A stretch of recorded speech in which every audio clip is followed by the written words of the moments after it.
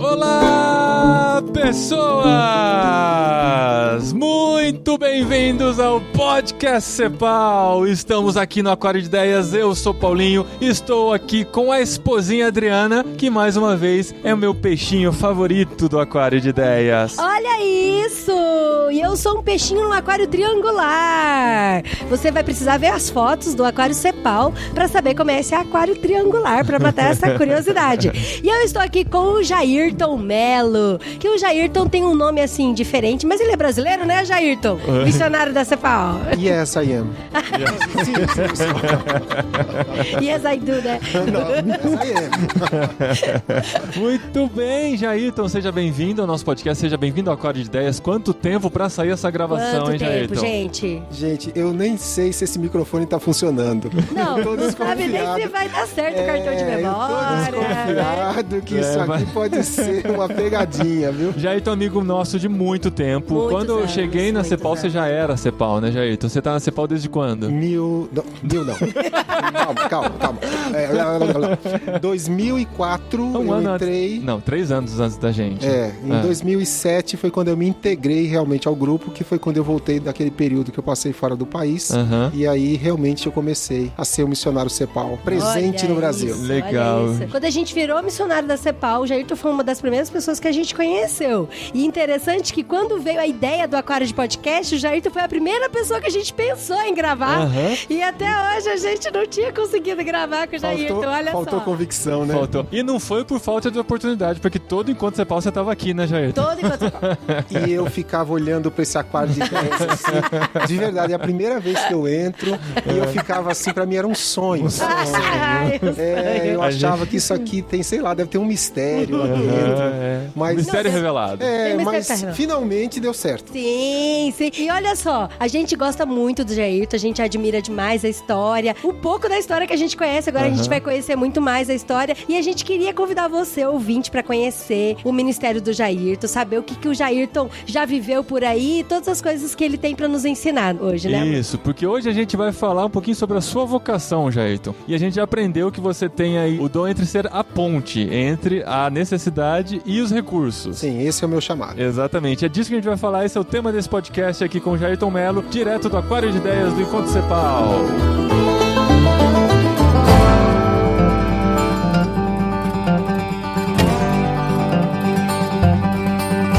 Muito bem, Jairton, a gente se conhece de se encontrar bastante em encontros Cepal, em outros eventos, em retiros da Cepal. A gente sempre conversa de muitas coisas e as pessoas às vezes comentam: nossa, o Jairton tem uma história tão legal de vida e eu não conheço a sua história de vida. De onde saiu Jairton Melo? Quando você era pequeno, lá aonde, né? No Ipiranga. Quando eu era assim, lá em Barbacena. Não, gente, a minha história, ela tá intimamente ligada à minha vocação, ou meu chamado. Eu digo isso porque quando eu estava fazendo o meu mestrado, eu tive um dos exercícios que eu tive que apresentar numa das minhas matérias, lá nos meus cursos, era justamente para você fazer uma espécie de mapa de vida, sabe? Quando você vem assim, sei. vocês já fizeram isso. Vocês sabem o que é isso. Mas era alguma coisa, era uma outra dinâmica, mas lembra bem isso aí. E eu tinha que justamente fazer uma ligação entre aquilo que eu sou hoje, como pastor, como missionário, e de onde vinha isso. E eu vi o seguinte, que a semelhança de Jeremias, do profeta Jeremias, eu fui chamado no ventre da minha mãe. Olha só. Porque a minha paixão pelos pobres, eu não entendia assim por que eu tinha tanta paixão em fazer exatamente isso que você acabou de mencionar, em conectar necessidades, né? Então eu tenho uma pegada, uma paixão pelos marginalizados, pelos pobres, pelos necessitados, e eu achava que isso era meramente uma questão assim de, sei lá, de humanidade, né? Meu coração bondoso, ou porque já tem tanta gente cuidando dos mais bem posicionados, e porque não tem tantas pessoas trabalhando os pobres, então eu vou trabalhar com os pobres. Mas quando eu olhei e vi o lugar onde eu nasci, o contexto onde eu nasci e a trajetória do meu ministério, eu falei assim, faz sentido. Deus me chamou e Deus me preservou para isso. Eu nasci numa das maiores favelas da cidade de São Paulo. Quando os meus pais, depois de terem casado no Nordeste, em Recife, eles arriscaram a vida em São Paulo e minha mãe, vindo com meu pai, que já havia estado em São Paulo, ela sabia que ia morar em algum lugar em São Paulo que meu pai havia arrumado, mas ela não sabia que o lugar era a favela da Vila Prudente. Para quem é de São Paulo, para quem já passou ali na Avenida Anhamelo, na Vila Prudente, conhece que essa favela tá lá até hoje.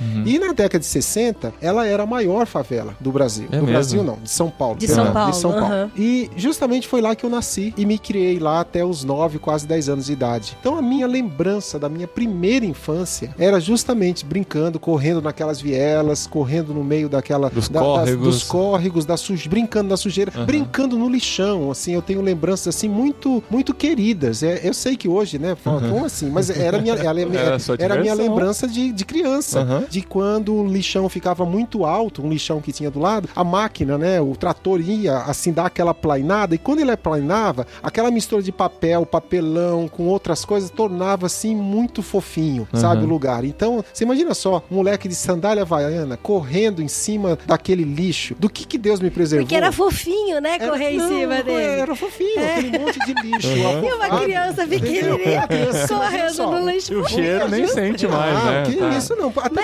Mas devia ser interessante brincar até de caça ao tesouro, sei lá. Uma bela caça ao tesouro. É o maior caça ao tesouro do mundo, né? Quando criança, eu falo por experiência, eu já brinquei de caça ao tesouro no lixão. Assim, eu sei que vocês não estão de zoeira, mas deixa eu dizer pra vocês, era uma verdadeira caça ao tesouro, porque tinha momentos que a gente estava lá e a gente tinha a sorte de ver um caminhão, por exemplo, da Nestlé indo descarregar Danone, vencidos. E eu posso dizer pra vocês que o primeiro Danone que eu comi na minha vida foi um Danone que eu colhi no lixão. Caramba. E que eu peguei. Tava vencido. Então, de certa forma, foi uma caixa de calça tesoura. Esse dia foi lucrativa.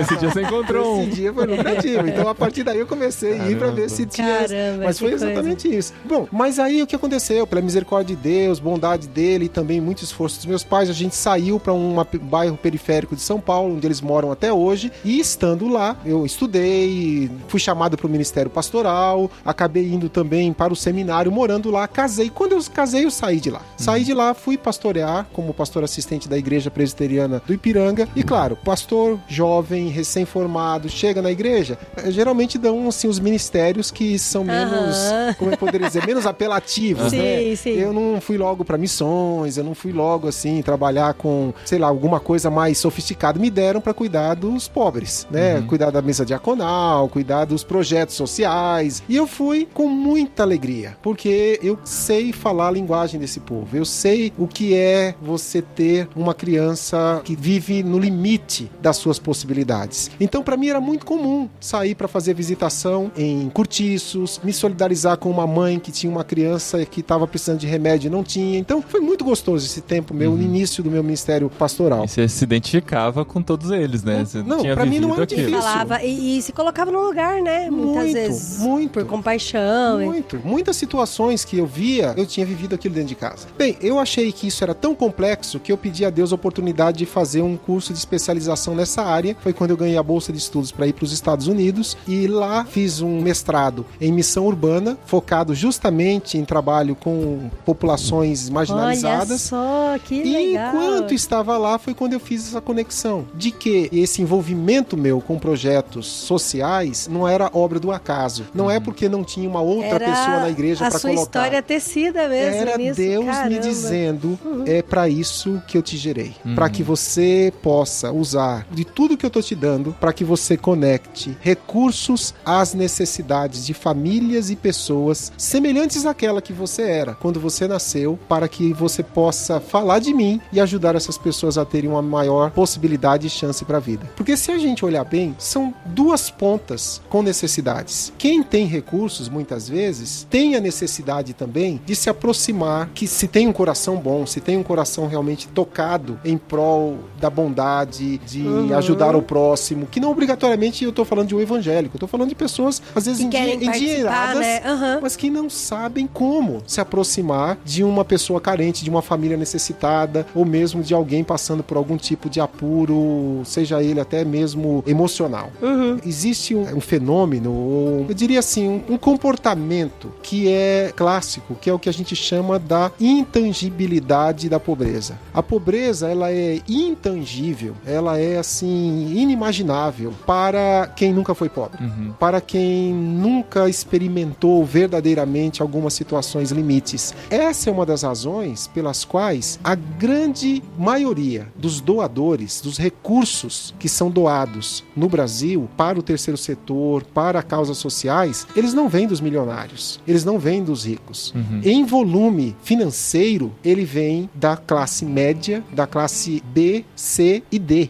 Até a própria classe D. São Olha mais isso. compassivos e generosos do que a classe A. Porque a classe A, ela sempre dá uma justificativa lógica pela qual as pessoas são pobres. São pobres porque são É preguiçosos. meritocracia, né? Porque não se esforçaram o suficiente. Isso que eu queria puxar um link aqui, vou tentar me expressar, eu vou ver se a gente consegue desenvolver algo nesse sentido. Você nasceu numa família bem pobre, bem humilde, passou por necessidades, passou por privações na sua infância, até que assim, Deus foi abrindo as portas. No que você percebeu, você estava nos Estados Unidos estudando e com oportunidades de ficar por lá e ter uma carreira ministerial lá e ganhar em dólar e viver muito bem. Só que alguma coisa te trouxe de volta. E você não chegou lá e pensou, olha só, aquelas pessoas que contam a história, né? De onde eu saí, o caminho que eu percorri, agora como Porque que eu consegui chegar no venci, sucesso?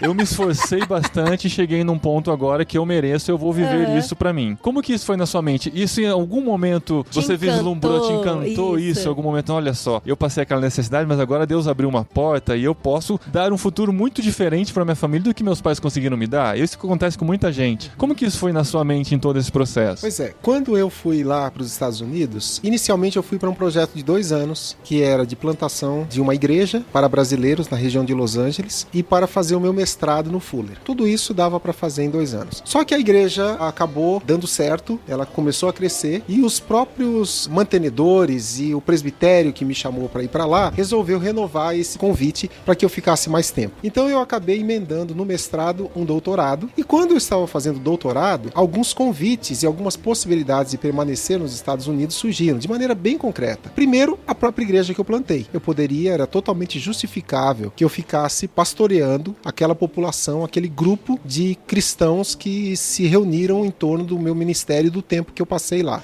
Essa foi uma situação. A outra era que eu comecei a receber convites ou sondagens de igrejas americanas para que eu exercesse ou para que eu aceitasse o convite para ser pastor de missões dessas igrejas, já que o meu doutorado era justamente nessa área missiológica, e também começaram a surgir convites para que eu me tornasse professor associado de missões em alguns seminários nos Estados Unidos. Então eu tinha essas 3 possibilidades para me radicar nos Estados Unidos e ficar lá de vez. Mas foi justamente nesse mesmo período, quando eu entendi de onde eu tinha vindo, o que Deus permitiu que eu fizesse em São Paulo, quando eu era pastor, e o meu próprio aperfeiçoamento lá, durante aquele meu tempo de mestrado e doutorado no Fuller, que me convenceu de que Deus havia me chamado. Por isso que eu disse logo no início, que a semelhança de Jeremias eu fui chamado no ventre da minha mãe. Não era algo que eu podia agora modificar, porque desde que Deus me trouxe ao mundo, Ele já me trouxe com esse propósito. Então, quando eu tomei essa decisão e comuniquei ou compartilhei isso com a Cristina, ela disse assim, então não tem outra resposta. A gente não pode ficar aqui. A gente tem que voltar pro Brasil. Que legal. E eu já estou de volta há quase 12 anos e eu digo pra vocês uma coisa. Muitos amigos meus, ou muitas pessoas, que é natural, falam de aposentadoria, né? Que quando eu me aposentar, eu queria fazer tal coisa. Sim. Ou que eu quero dar uma parada quando eu tiver... De verdade, gente, eu quero morrer fazendo isso que eu tô fazendo. Olha que legal. A aposentadoria é um substantivo que não existe no meu dicionário. Enquanto eu puder... Tem uma expressão que um amigo meu me ensinou, que ele falou que ele teve um pastor que trabalhou até... morreu acho que com 80 e tantos anos e trabalhou até o último dia de vida dele. E ele dizia assim, eu peço que Deus me ceife de pé. Olha isso. É o que eu peço a Deus, que eu possa usar todos os dias da minha vida para ser essa ponte dele, conectando necessidades aos recursos.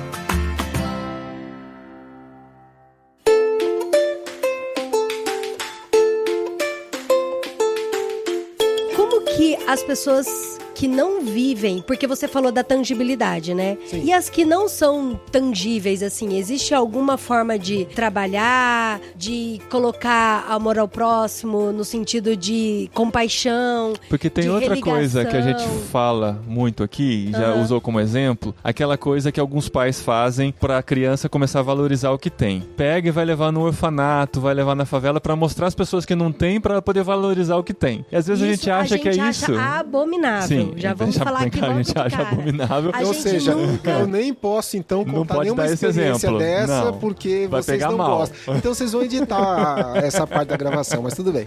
Porque assim, porque às vezes a gente acha que pro rico sentir a tangibilidade da Sim. pobreza é colocar essa pessoa em contato com os pobres. Isso não vai significar nada. Ele só vai se sentir melhor ou vai se sentir grato pelo que tem muitas vezes, mas não vai conseguir se identificar com aquilo. Sim, é porque assim, deixa eu só explicar o que a gente acha abominável. Mas eu cansei de ver, por exemplo, pais falando pros seus filhos: come, você não vai comer esse prato de comida? É porque um dia eu vou levar você lá na favela pra você ver que lá ninguém tem coisa pra comer. E agora aqui em casa você tem pra comer e não quer comer. E aí fica parecendo que ele tem o mérito de ter comida em casa e a criança pobre não tem. Sabe? É como se Deus amasse mais a criança que tá dentro de casa e não amasse a outra que não tem comida. E aí pra gente, assim, o que a gente sempre fala pros nossos filhos é que a gente tem que agradecer todos os dias o que a gente tem. E que aquilo não é mérito nosso. Aquilo é um favor, é uma graça que a gente tem. E que aquilo é nosso pra gente poder repartir E que também. a gente, exatamente, Né? e que a gente quer repartir. O pão nosso de cada dia dá hoje, né? É o nosso. Então não é, aquilo não é só meu. Mas e vocês, assim, eu falo vocês, assim, de você e os seus parceiros de ministérios, se vocês têm, assim, chegam a pensar em alguma forma de trazer isso pra dentro de igreja, de parceria, pra abrir um pouco essa Sei, cabeça, sim sei. ou não? Eu sei que não é o público-alvo de vocês, mas existe algum projeto dentro disso também? Não, ou não deixa Não, de ser não. público-alvo, É. porque é onde o dinheiro está. Né? Exato. Afinal de contas, lembra? Ah, é verdade. Cidade de recursos. Eu vejo essas famílias como recursos. Entendeu? E eu tenho que conectá-las às necessidades. Mas eu acho que há uma necessidade também desse lado. Vocês mesmos mencionaram que o pai querendo fazer com que o filho valorize aquilo que tem que olhar na pobreza. Eu acho que tem uma diferença. Isso que vocês mencionaram é o que a gente poderia dizer assim como sendo um turismo. Entendeu? Isso. Fazer turismo na pobreza. Então, Ai, isso aí é abominável. É abominável. Entendeu? Isso é abominável. É como parece até os repórteres de algumas emissoras de televisão que estão indo lá, a senhorinha lá, o senhorzinho tá com água até o peito, né? E eles ali dizendo em ter coragem de perguntar pra ele: o que a senhora tá sentindo agora? Na sua casa, né? Debaixo da água. Não, qual é a resposta que você daria? Eu tô né? super satisfeita. Dá mas- muito isso. Mas aquela Olha, a emissora... senhora perdeu tudo isso. E qual é o sentimento de ter perdido tudo? O que a senhora quer dizer aqui pra nós, né? Ela podia dar um palavrão, xingar o cara, Não que seria é? bem tolerável. É, Vai ver que eles iam editar se fizesse isso. Mas esse tipo de abordagem de insensibilidade é o que muitas vezes algumas famílias fazem. É levar as crianças, então, pra passar perto da favela, ou pra conhecer... A gente não tem mais orfanato, né? Tem as casas lares, né? Que são hoje instituídas Abrigos, pela... né? Exato. Mas esse tipo de abordagem, de ir lá pra dar uma olhada, ele é totalmente desaconselhável, porque você vai fazer exatamente isso. Você vai não olhar pro outro, você vai olhar pra você Pra mesmo, você. né? Você vai olhar, quer dizer... Você vai agradecer pelo que você tem e não olha pro outro. Exato. Né? A melhor maneira de nós modificarmos isso, de nós fazermos com que essa intangibilidade fique tangível, é justamente pela via do engajamento. Hoje em dia, a gente não pode deixar de considerar o engajamento. Hoje as empresas, elas não querem ter simplesmente funcionários comprometidos. Não, a gente precisa de pessoas engajadas. O cara comprometido é o cara que ele é comprometido das 8 às 5. Então, das 8 às 5, ele está trabalhando naquela empresa comprometido com aquela causa. O engajado, ele vive aquilo fora do horário de trabalho dele. Fora do horário de trabalho dele, ele não está trabalhando, então ele está se aperfeiçoando para quando ele estiver dentro da organização, ele está servindo melhor. Ele está fazendo propaganda, ele está divulgando. Então, o engajamento é maior do que o comprometimento. Uma família engajada, ela vai gerar filhos engajados nas causas sociais. Muitas vezes a gente quer que os nossos filhos sejam melhores do que nós, mas só que eles precisam do nosso exemplo. Então, na maneira como nós nos aproximamos, na maneira como nós tratamos, por exemplo, as pessoas que trabalham na nossa casa. Por exemplo, eu faço isso e eu conheço algumas pessoas, geralmente pessoas que trabalham com causas causas sociais são assim. A pessoa trabalha na sua casa e se ela trabalha na sua casa como faxineira ou passadeira, ou se ela está fazendo algum tipo de trabalho que você precisa da ajuda dela, para muitas pessoas é vantagem que aquela pessoa permaneça naquela posição, trabalho manual, o tempo que for necessário. Agora, uma família engajada, ela vai, se você está dentro da minha casa, você vai ter que sair daqui melhor do que você entrou. Que legal. Então, por exemplo, a minha, só para citar, a moça a nossa diarista que vai de 15 dias lá em casa, o sonho dela era ter carteira de motorista. E ela dizia que ela não ia conseguir porque ela era muito burra, porque ela não consegue aprender. Não. E eu sempre dizendo para ela, você vai aprender. Bem, ela tomou coragem, fez a matrícula. Ela levou 3 anos para completar o curso. Ela reprovou 2 vezes, teve que renovar 2 vezes, mas eu sentava do lado dela para fazer aqueles testes do Detran para que ela pudesse passar. E ela passou. Hoje ela tem o carrinho dela, ela leva o netinho, a netinha dela para lá e para cá. Então, esse tipo de abordagem eu tenho visto em outras famílias. Quando seus filhos veem que nas oportunidades que você tem, seja no seu condomínio, no seu prédio, na sua rua, você não precisa ir na favela, entendeu? Você vai chegar na favela, seja através do seu filho, seja através de outras pessoas, você vai chegar, mas começa no seu contexto, começa onde você tá. Como você tratar essas pessoas e tratar com humanidade, né? Sim. Essa questão do exemplo que você deu da diarista, da faxineira e tal, eu já tive várias diaristas e várias delas me relataram que em outras casas, os chefes, os patrões, eles faziam questão de se manterem na posição de patrão e elas na posição de faxineira, de assim, subir pelo elevador diferente, entrar pela porta diferente, comer só lá na cozinha em pé, com a barriga na pia. Sim. E pra mim, assim, é uma coisa que é tão simples, trazer humanidade, né? E de falar com a pessoa o nome. Muitas vezes ela falou que as pessoas não falavam com ela,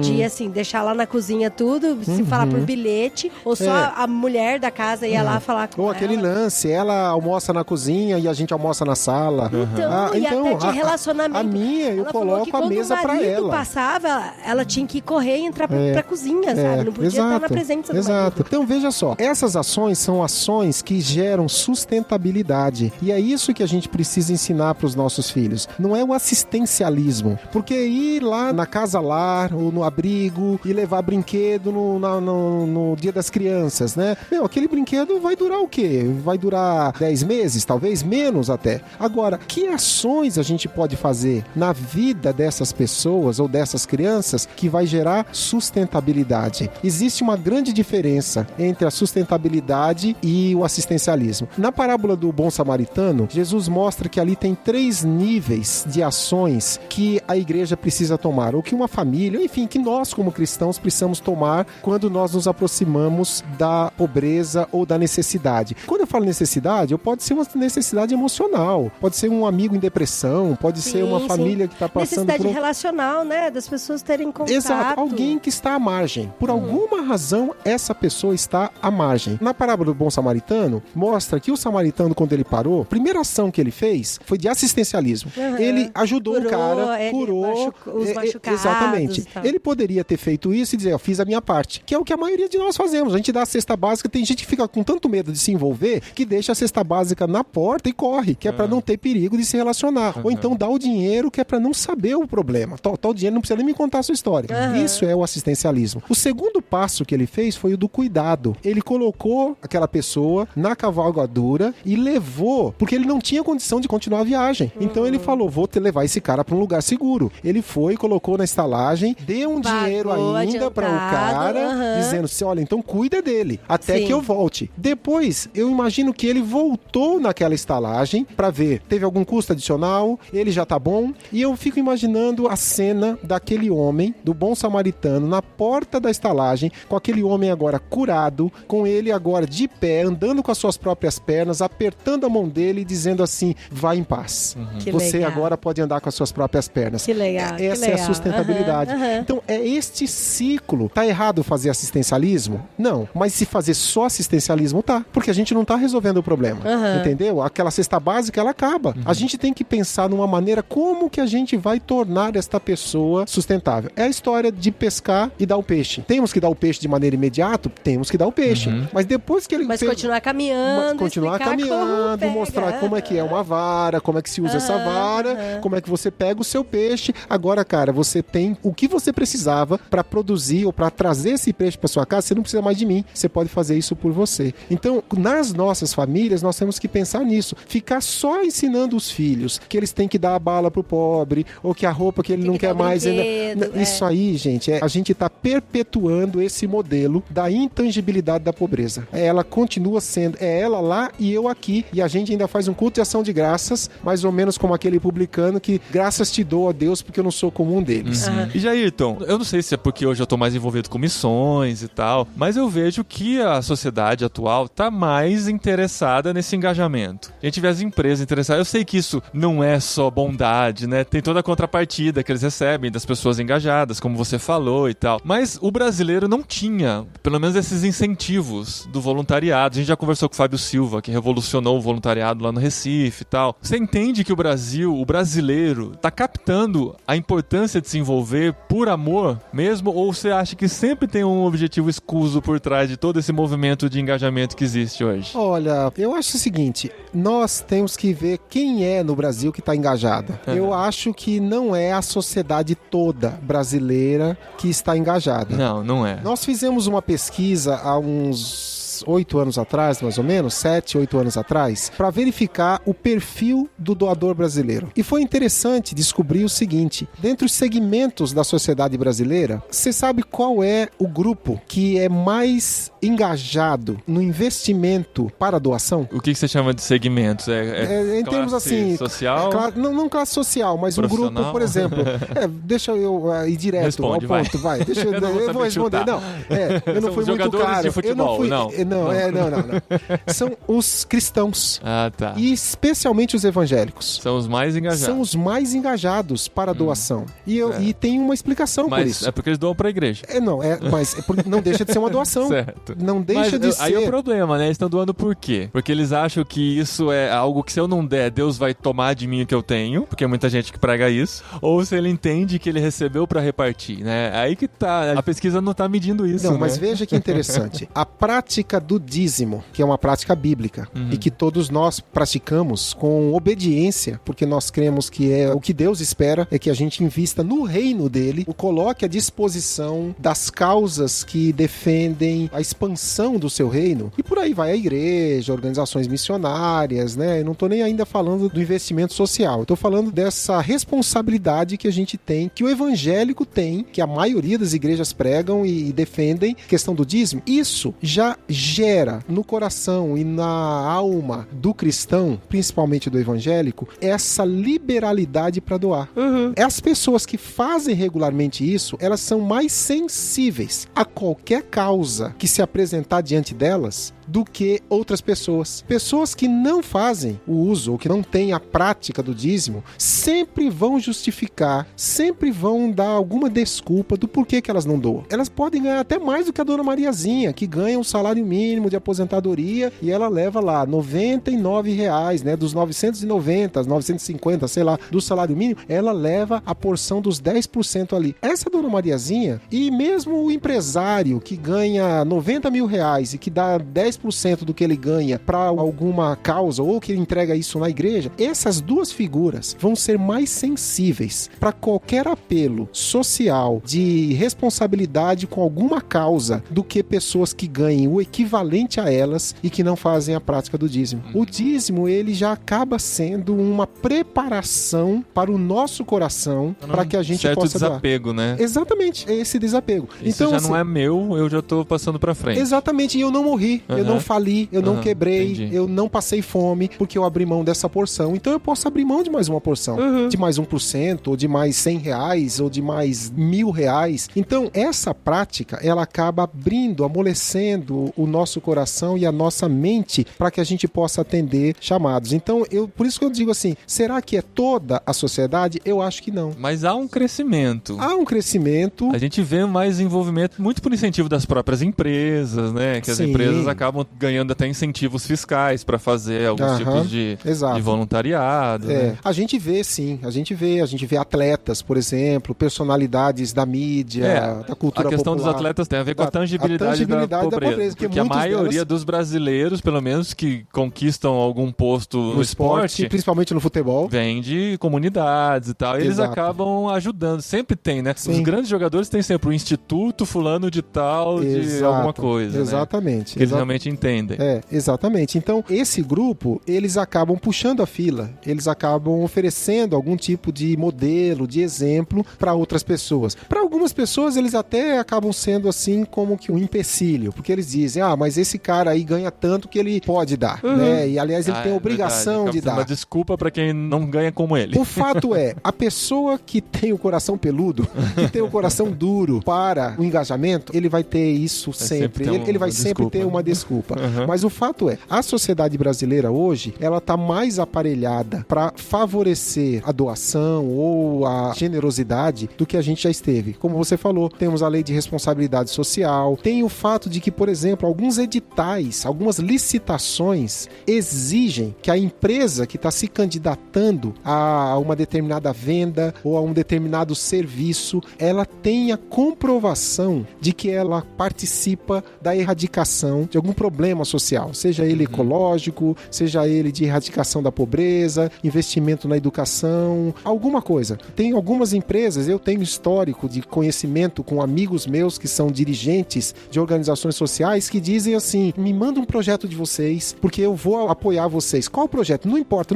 Qualquer projeto de vocês, escreve, me manda pra cá que eu preciso colocar numa licitação de que a gente tá apoiando vocês. Mas você tá me apoiando? Aí assim, não, ainda não tô, mas eu me comprometo que a partir de agora vocês vão estar no nossa prioridade pra doação, pra cuidar e assim por diante. E vocês fazem algum trabalho pra pessoa entender muito mais o significado do que ela tá fazendo, além do fato dela estar cumprindo um edital ou participando de algum incentivo fiscal? Tipo, você chega lá e mostra pra ele, tá vendo? Esse dinheiro aqui não é só pra você ter esse benefício da sua empresa. Tem coisas muito boas acontecendo e a pessoa começa a se engajar e entender mais o que aquilo significa. Você, através da Child Fund, acaba fazendo esse tipo de ação? Então, o nosso diretor, ele é muitas vezes assediado por algumas organizações que vêm assim meio de salto alto, né? Dizendo que, olha, eu tenho um caminhão de brinquedos para mandar para os projetos de vocês. Me dá o endereço e eu vou mandar entregar esse caminhão de brinquedos. E aí ele diz assim para as pessoas, mas eu posso contar com esse seu caminhão de brinquedos todo mês? Aí a pessoa fala, não, é uma ação que a gente fez aqui. Aí, os funcionários doaram. Os funcionários doaram, né? Agora eu não sei o que fazer com eles. Exato, e eu preciso colocar isso em algum lugar. E a sua organização foto, né? Exatamente. Aí ele diz, não, muito obrigado, eu não quero o seu caminhão de brinquedos. Olha só. Porque esse seu caminhão de brinquedos, ele vem uma vez, eu vou entupir as crianças de brinquedos durante uma única vez, esses brinquedos vão acabar, elas vão ficar depois com saudades e não vai ter um outro caminhão de brinquedos para ir lá e alimentar os sonhos delas. Então, esse tipo de ação que não gera sustentabilidade, a gente não apoia. Se você quiser transformar esse caminhão de brinquedos num valor financeiro que a gente possa aplicar nas nossas causas, onde estiver precisando mais, eu aceito. Agora, em espécie, um caminhão de brinquedos, muito obrigado, procure uma outra organização para doar e a gente passa a vez. Então, o princípio é esse. Nós procuramos parceiros que queiram andar conosco no que a gente chama de aliança estratégica. Nós não vamos fazer uma única ação. A gente vai caminhar juntos por algum tempo, propiciando a melhoria, o desenvolvimento comunitário de uma determinada região ou de uma determinada causa. É esse o nosso comprometimento. É fazer com que você caminhe ao nosso lado e não apenas dê um pulo e depois você some e eu vou ficar ali com as pessoas para explicar onde ele foi. Desculpa, ele veio aqui só tirar as fotos e colher algumas histórias, mas ele não volta mais. Postou no Instagram e pronto. E pronto, exatamente. Para você ter uma ideia como é que isso é perigoso, teve uma amiga minha que ela era diretora de de uma organização social que cuidava de crianças lá no Paraná. E alguém ligou para ela dizendo assim, olha, quantas crianças vocês têm aí? Aí ela disse, olha, nós cuidamos de 120 crianças. Ah, então tá bom, eu tô mandando aí uma Kombi com tênis para essas crianças. Qual a faixa etária? Ela deu mais ou menos a faixa etária e no dia marcado chegou uma Kombi lá e descarregou. Era uma empresa de calçados, né? Então não veio assim em caixa nem nada. Eles trouxeram dentro de sacos grandes assim, mas eram calçados novos, né? Dava pra perceber que eles não eram usados. Bem, descarregaram tudo, ela agradeceu as pessoas que vieram ali, tiraram as fotos e tudo mais. Só que quando eles abriram aqueles sacos, eles viram que todos os tênis eram de pé direito. Aí assim? ela falou, todos os tênis eram de pé direito. Aí ela pegou e falou, não, deve ter acontecido algum engano. Tá chegando outra Kombi com o esquerdo. Tá chegando uma outra Kombi com o esquerdo, né? Ela ligou lá e com muito tato, olha, tal, chegou aqui o seu funcionário, descarregou aqui. Ah, que bom, deu tudo certo então, né? Então tá aí, esperamos que isso aí seja bom pra você. Não, então, mas eu tô te ligando pra dizer que tem um pequeno problema. Todos os sacos estão lotados de tênis do pé direito, né? Será que aconteceu algum engano? Ele falou, não aconteceu nenhum engano, não. É que a nossa máquina teve um problema justamente na forma do pé esquerdo. E aí a gente só foi perceber isso bem lá no adiantado de alguns dias, que não dava pra aproveitar. Que não dava pra aproveitar os pés esquerdos. Então os pés esquerdos foram disfarçados. Mas a gente fez questão de mandar, são 240, tá? Tem pé direito aí que dá pra pessoa...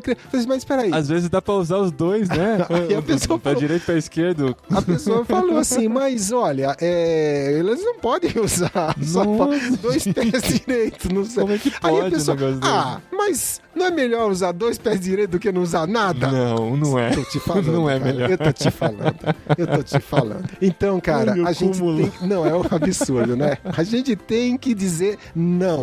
Ou você me doa pra andar comigo durante algum tempo, ou então essa sua ajuda pontual, ela vai mais me atrapalhar do que me ajudar. Esse é o melhor exemplo pra isso. Esse exemplo aí é clássico. Matador. Exato. Ou seja, nós não somos adeptos da política do caminhão do Faustão. Entendeu? Assim, tem todo o apelo de marketing deles, tá? Que tem outro a ver. O que quer dizer assim, esse modelo não serve para o desenvolvimento social sustentável. Ele não gera liberação e libertação das pessoas, mas ele escraviza e ele prende as pessoas a uma doação que é mais prejudicial, muitas vezes, do que benéfica.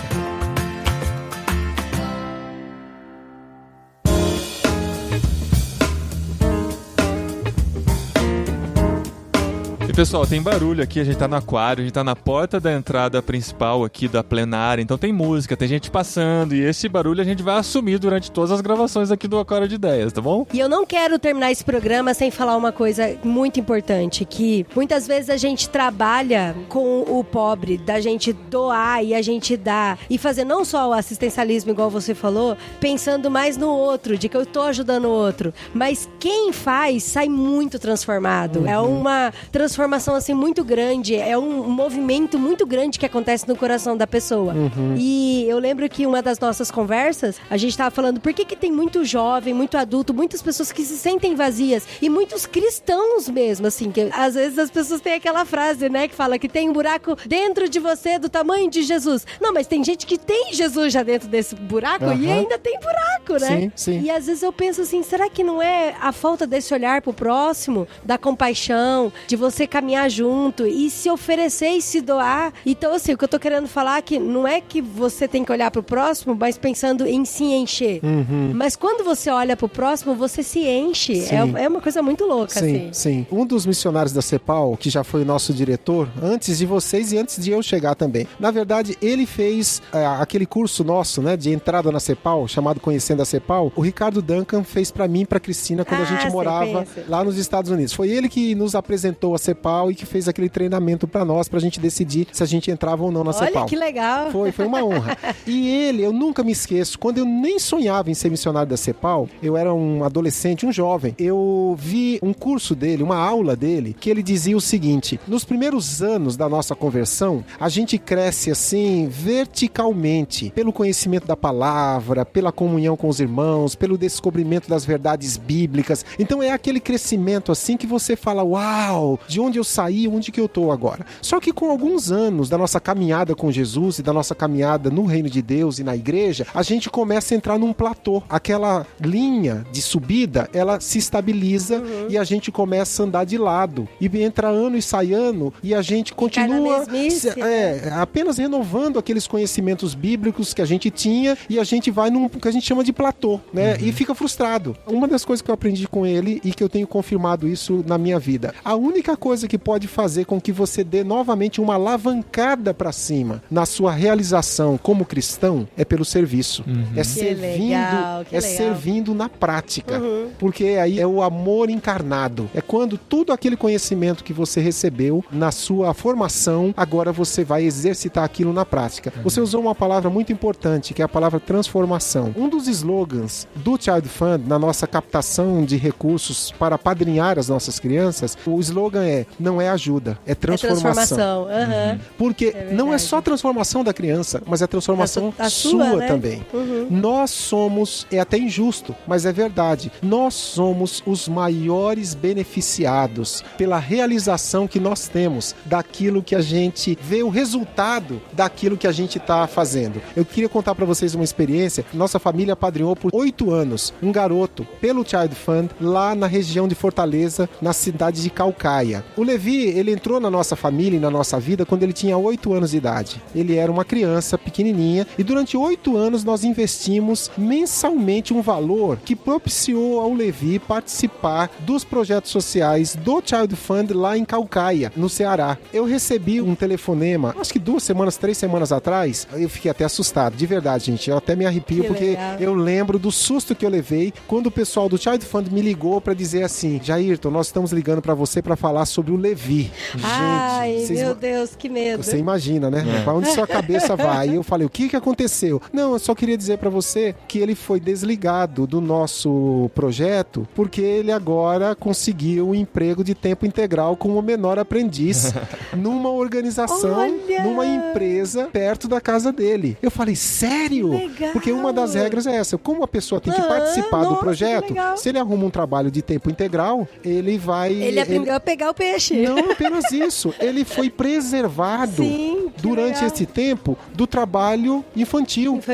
Ele agora, com 16 anos, ele está legalmente apto, capaz e treinado pelo Child Fund para poder exercer uma carreira profissional, aliando o estudo ao trabalho. Uau, então, de verdade, que legal, eu sei que a nossa família fez um bem na vida do Levi e da família dele, mas eu não posso esconder de vocês a minha satisfação de pensar como que isso foi bom, como que valeu a pena perseverar durante esses 8 anos investindo na vida de uma pessoa que agora eu nem tenho mais contato, que por uma questão de preservação da privacidade dele, da família, quem sabe um dia eu vou encontrar com ele novamente e a gente vai poder conversar e celebrar as coisas boas e a transformação que aconteceu na vida dele, mas que aconteceu na nossa família também. Agora a gente tá com uma outra menininha, que é a Sofia, lá do Piauí agora. Agora nós escolhemos... ela tem 8 anos. Nada disso, ela tem 8 meses. Olha isso! Olha só, que alegria. A gente vai poder caminhar com ela pelo menos uns 15 anos. Aí. Pelo menos, quem sabe até mais.